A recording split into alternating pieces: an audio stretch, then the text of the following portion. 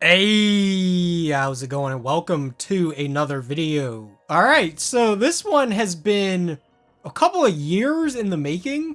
Feels very weird to say this, but I finished Persona 2, Innocent Sin. Depending on who you are, your reaction to that is either, wow, you never finished Persona 2, or finally. But yeah, about a week and a half ago, I don't know what it was specifically, but I got this little bug in my brain that was just like, incessantly telling me to play Persona 2 and finally finish it. So yeah, that's been my project over the past week or so, is just going through Persona 2 finally. And this was definitely not my first rodeo with Persona 2. I would say this was legitimate attempt at finishing it, probably number 4, but I was determined this is going to be the one that kind of finishes it once and for all. So this video is going to have 4 main sections. First of all, I'm going to talk about the stuff that I liked, then I'll talk about the stuff I wasn't crazy about, then I'll get into some more story specific kind of stuff, and for the final section, I think I'll talk about why it took me so long to finish this game. But yeah, there's not going to be any spoilers until I specifically warn you. So if I had to give an overall review of my experience playing Persona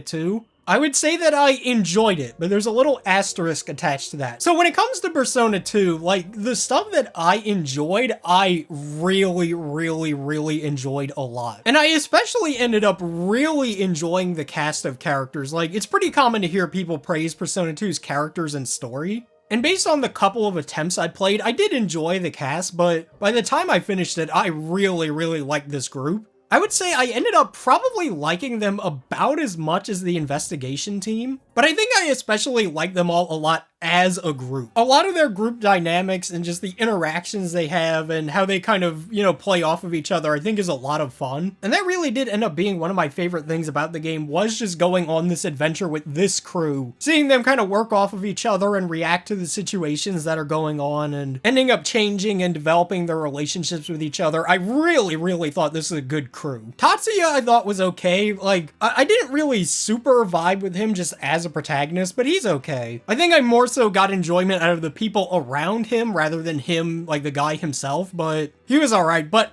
absolutely my favorite character in this game, and you will probably not be surprised considering the kinds of characters I gravitate towards, Eikichi is my absolute dude. Out of the, like, best friend bro kind of characters, I'm kind of feeling like Eikichi is, honestly, he's probably my second favorite now. He's only beaten out by Junpei, but that's because Junpei is the man, but yeah, what a fun character. Just this rock and roll goober sort of guy who acts all tough, but is actually kind of a wimp. I think he really managed to strike this great balance between being kind of smug, but he's also kind of pitiful enough to where he's just kind of cute. So yeah, I wish all Eikichi enjoyers a very pleasant evening. And Lisa, I think I would probably give her my silver medal for favorite lovers character. I'd say I still like An more overall, but I definitely like Lisa more than like Yukari or Rise. And I especially really enjoyed her interactions with Eikichi and how they kind of bounce off of each other like a fucking comedy duo. Just seeing them bicker and quarrel like a brother and sister is really funny. I also ended up liking Maya quite a lot as being just like this big sister of the group, always trying to keep everybody's heads up. And having Yuki as a returning party member from Persona 1 I thought was really cool. That makes me kind of wish that Atlus would do that again with Persona 6, just like make some random former party member into a party member again. You play through Persona 6 and it's like, uh-oh, Yosuke is just in your party again. But yeah, Yuki was fun to have. I really like her kind of rough and tumble personality. Her kind of having to be the like fed up adult among these like children, and then Maya is really fun to see. And another thing that kind of ties back into the characters is just how funny I thought the game was. This game has a really good sense of humor. It's just kind of wacky and out there enough. It doesn't really fall into random XD territory, but especially a lot of the interactions between your party and the demons are a lot of fun. You know, when you're talking to the demons, Tatsuya can do like motorcycle noises, and Lisa can talk to demons about love.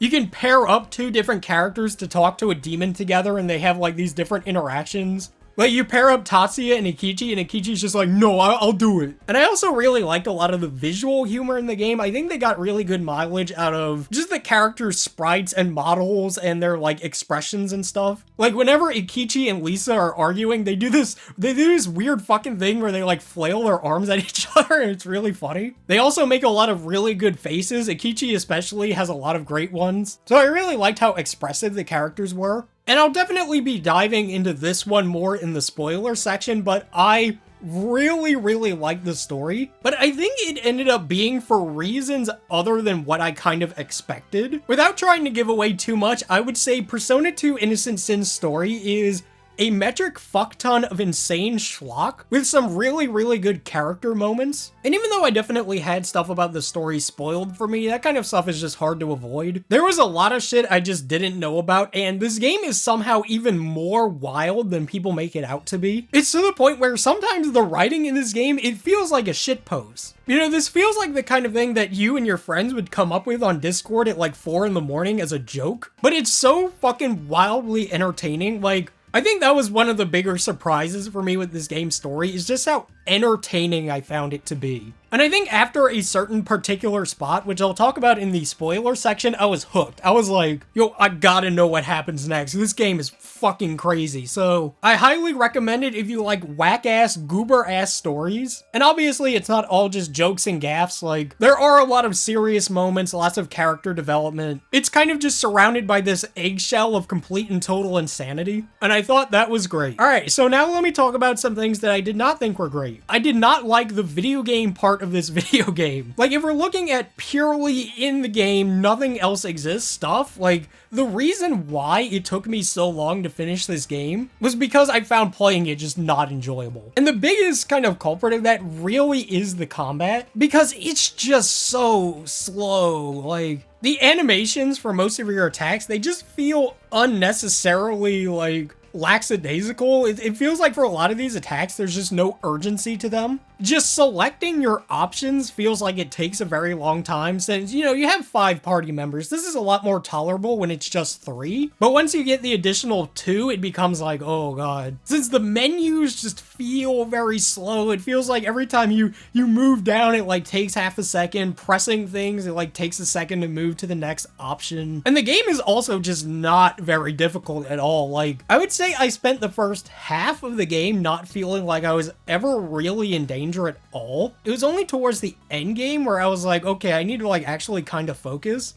And you can set it to skip the animation, so every time you do an attack, your persona doesn't get summoned and then do the thing and then withdraw. So I think that is like sort of mandatory if you don't want to lose your mind, but even then, it's really just not all that exciting. At this point, the one more system wasn't introduced, so it's just a pretty standard, like, yeah, certain things do more damage to enemies if you hit a weakness. The fusion spells are pretty fun, but it definitely starts to kind of lose that luster after you've done it like 10 times. Now here's my dirty little secret. I couldn't take it. Like, I came to the realization that if the combat was going to be the way it was, I would probably never finish this game. Since this is what happened the previous, like, 3 times I tried to play it, was I'd make a somewhat decent bit of progress, and then I would just be like, dude, I'm losing my mind. I would rather play, like, anything else right now. And so for my own sake, and for the sake of actually finishing this game, I just said, fuck it. I'm just gonna fast forward through the battles using the emulator. And so that's why 90% of the footage I have is just me pressing the fast forward button and annihilating enemies. Since the game is already easy, the way I see it, like, all I'm doing is saving myself time. I definitely started to enjoy the gameplay more as it went on, but it takes a long time for it to become even somewhat interesting, so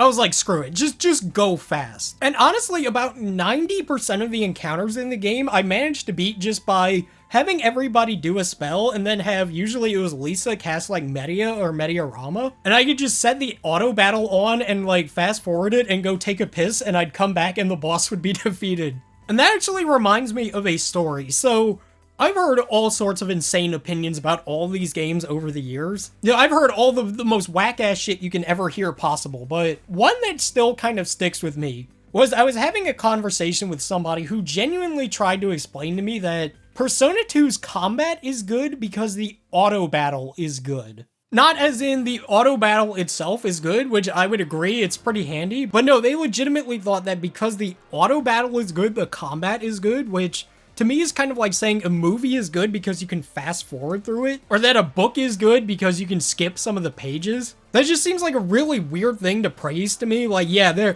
there's a way in the game to more effectively not have to play it. I think maybe what they were trying to say is at least it has a good auto battle, because they were very much like a modern Persona sucks kind of person, and they just weren't willing to admit that Persona 2 has like problems. But yeah, like when it comes to the combat, I don't think that it's bad necessarily. It's just not very interesting. Like, it's perfectly serviceable. It's just, it's at this place where it's so okay that it's just kind of boring. Like, it's not entertainingly funky. It's not like actually good and interesting. It's just stuck in this middle where it's like, you kind of play through it to get to the story and the characters, which is a pretty consistent thing you hear about Persona 2 anyways. This is a complaint you hear very often, but it's how you get new personas. Getting new personas in this game, especially early on, is a pain in the ass. Since instead of just negotiating with a demon once and just getting like their card or getting them as a persona or whatever, the way it works is demons of a particular arcana will give you cards that are related to that arcana. So you talk to an emperor demon, for example, and he gives you emperor cards, and then you can exchange those for the persona. But the issue is that it takes so many fucking cards to the point where it's like off-putting, you know? The amount of cards that the demons give, it scales with their level, and it's kind of exponential. So, you know, a demon in the level like 1 to 10 range will give you like 2 or 3 cards, whereas the higher level demons will give you sometimes 50 or 60. So obviously you can do whatever you want. Like, if you want to spend 3 hours getting a new persona early on, you can, but this is something that you either need to kind of realize going in, or it's something that you figure out, is that the game really doesn't expect you to get new personas barely at all. It's very different from how the modern games work, where you're getting new personas all the time. Throughout my playthrough, I only bought new personas with the cards once for each party member. And the actual process of getting the cards is fine. Like I said, the interactions are really funny, but it does end up getting pretty repetitive, so it's kind of in this weird position just as a mechanic where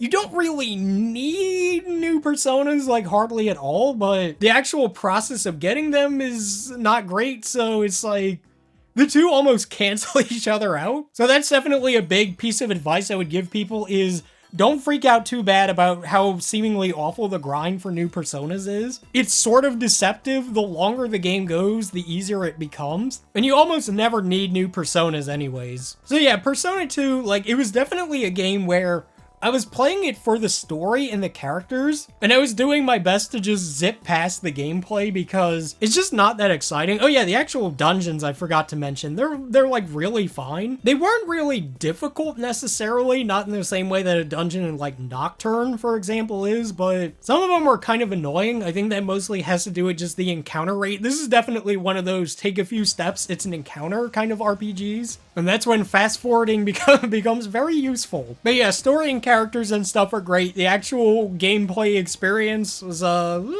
And speaking of story, so now I'm going to dive into more story-specific kind of stuff. I have a time code on screen for when I talk about the next segment, so if you don't want to be spoiled, I would highly recommend going into this game blind because, God, it's crazy. But yeah, this is your warning. Okay, so like I said, this game's story is complete and utter schlock, and I was not expecting it to be that way. Obviously, I knew that, like, funny Hitler was in it because people can't shut the fuck up about funny Hitler, but it goes way beyond that. Like, first of all, I just really love rumors as being kind of like the pivotal sort of guiding force in the story. I find that shit to be really interesting, just the idea of rumors becoming reality, and like, I think stuff like that is really interesting in real life, just how much people collectively thinking about something kind of affects reality, and how plausible the idea is that if enough people just believe in something, it will become real. And since I'm also really interested in stuff like, you know, conspiracy theories and kind of like mysticism, urban legends, stuff like that, I got a fucking kick out of this story. And it starts off really kind of light and like small scale, you know, oh, there's a rumor going on at school that the emblem has a curse associated with it. And then it gradually becomes like, oh yeah, Lisa, you're actually in an idol group. And then it just goes on into full ass crackhead mode. Like, I never really knew the context for why Hitler was even in Persona 2. This was definitely one of those games where I was spoiled on certain things, but a large majority of the kind of minutia of it I just didn't know about. And so when the fucking last battalion showed up, that's like a really interesting sort of conspiracy theory, is just the idea that after World War II, this sort of pocket of Nazis survived in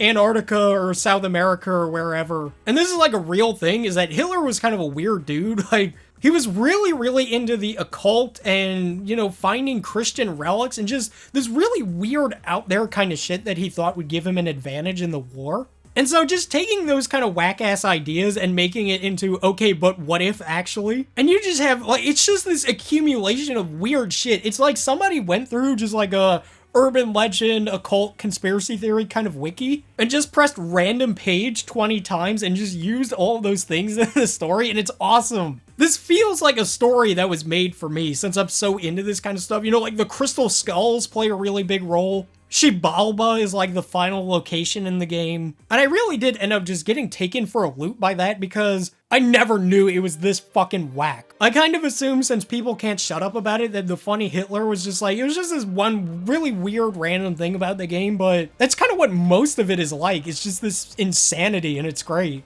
I was so much more entertained by it than I ever expected. But that's not to say it's all just goofs and gaps. I also really enjoyed a lot of the serious and kind of character-specific moments. One thing that I really like that the game does is in order for the characters to get their, upgraded personas, you kind of have to let them deal with their problems.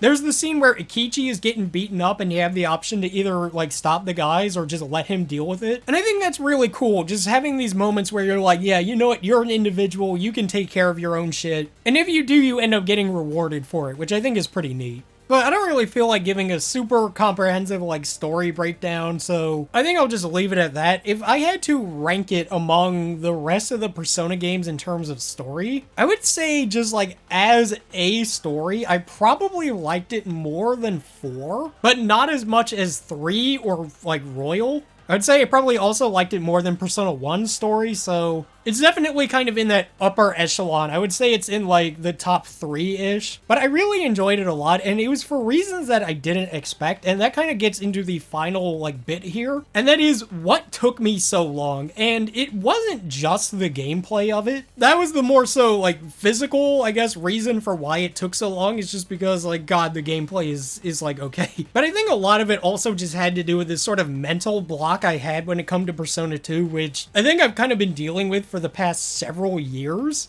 And one thing that I think was kind of keeping me from finishing it and really having an honest opinion on it was, what if I just fucking hate this game? I've never been somebody who likes to dislike things. I think that's a very shitty personality trait to have, but I feel like all the other times I tried to play Persona 2, I just did not get it. But I think I was like, okay, well, what's all the hubbub about? Why is this game so highly regarded in certain circles? So for a while, it kind of ended up being this issue where it was like Schrodinger's opinion or something. My options were either finish it and risk just reaching the end of the game and still thinking I don't get it, why? Or I could just kind of not and spend a while being like, yeah, I don't really know one way or the other. But after a while, it started to just kind of bother me having this gap in my resume, I guess. And I definitely had some knowledge of it. Like I said, you kind of pick up on little bits and details about the story and the characters and stuff. But I think honestly, a bigger kind of issue, and this kind of ties into the thing I mentioned previously, Persona 2, I think it ended up being a game that was very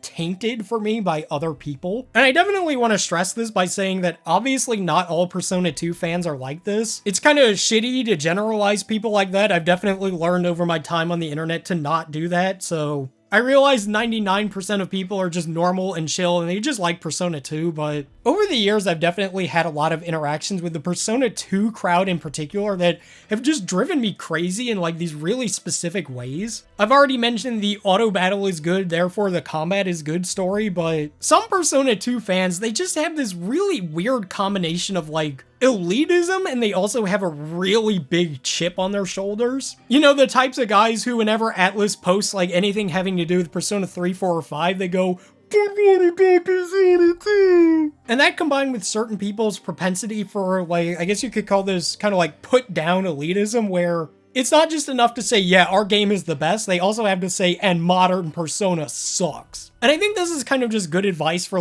everybody, but you're never going to convince somebody to try out your thing by telling them that their thing sucks. I feel like I've seen that way too often throughout my life where somebody's talking about a particular thing and somebody has to interject with, play this, it's that, but good, or X is pretty mid, you should try Y instead. And it kind of felt like all the conversations I would see about Persona 2 is just like this really superfluous shit, like, dude, did you know that Hitler is in the game? Or, bro, Jun and Tatsuya are gay. Or, modern Persona's pretty bad. And sadly, my state of mind when it came to Persona 2 was just like, I would just see it and it would kind of annoy me, since I kind of felt like I was just ready to see some dumb shit, you know? It would either be, you know, Persona 2 actually good, modern Persona bad, ooga booga, or Persona 2 not acknowledged by Atlas, just like stuff that I'm sure people enjoy circle jerking themselves about, but it just looks really obnoxious from the outside looking in. And a lot of the people who just painted this game as being like the most immaculate, deep story and characters that are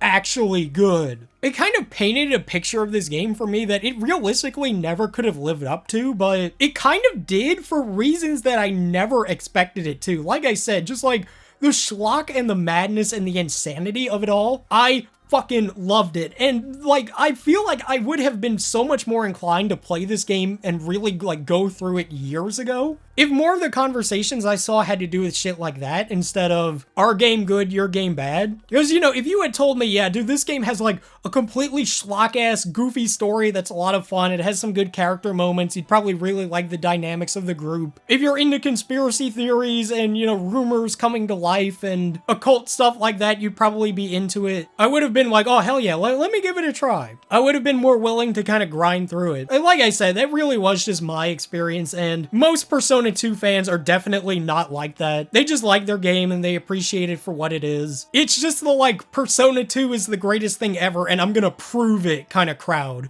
But now I think I'm genuinely super glad that I decided to just play through the game, and I'm also really happy that I'm over that like negative association. I feel like now for the first time in many years, I could see a picture of fucking Eikichi or whatever and be like, yeah, dude, that's my man Eikichi, instead of being worried about, okay, what thing is this guy gonna say? Is he gonna tell me about funny Hitler? I like Persona 2, and I would say I like it a lot, actually. And that feels pretty good. And I think I'm also very glad that I finished it because I can put a sort of theory that I had in my mind to rest. This is more so something that I thought many years ago, but this kind of just goes to show how bad my mindset was when it comes to Persona 2, but the working theory I had for quite a few years was that, and I want to stress, this is something I haven't really believed in like many years, but at the height of my kind of frustration with certain Persona 2 fans, I kind of thought like, the only reason this game has a following is because it's born out of just like a dislike of modern Atlas games.